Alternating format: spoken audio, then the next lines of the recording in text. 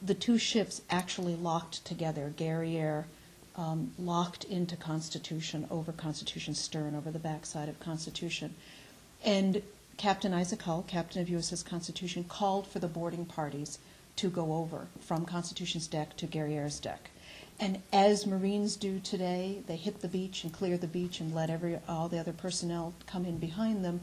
The Marines were leading the boarding party to go from Constitution to Guerriere. And so Lieutenant Bush, of course, was at the head of the boarding party. As Bush mounted the taffrail here in the stern of Constitution, he turned back one last time and asked Captain Hull, "Shall I board her?"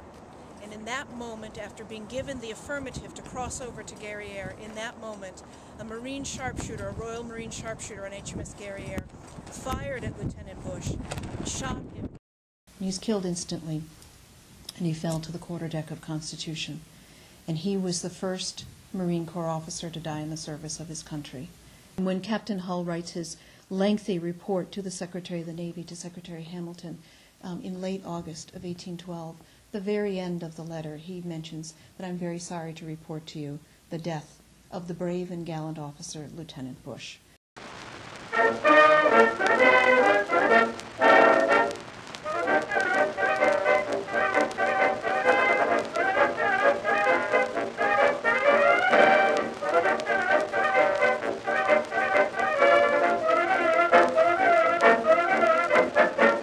I'm Peter Drummey, the librarian of the Massachusetts Historical Society.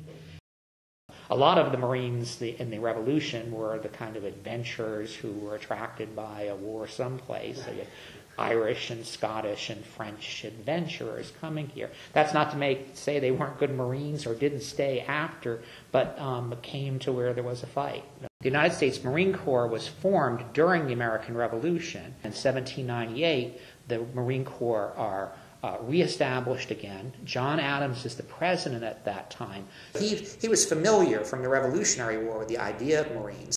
So it's John Adams who signs the bill that is really the birth of the modern day, continuously existing Marine Corps.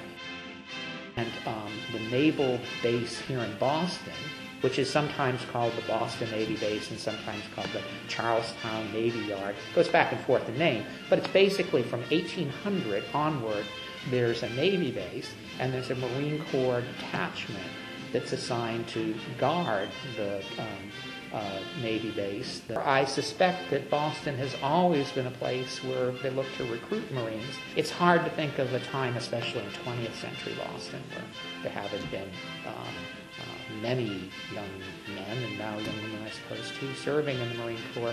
But I think we tend to think of World War II, Korea, Vietnam today, and maybe don't think back that in 1917, in the First World War, that same sort of both patriotism, but also that idea of special service existed.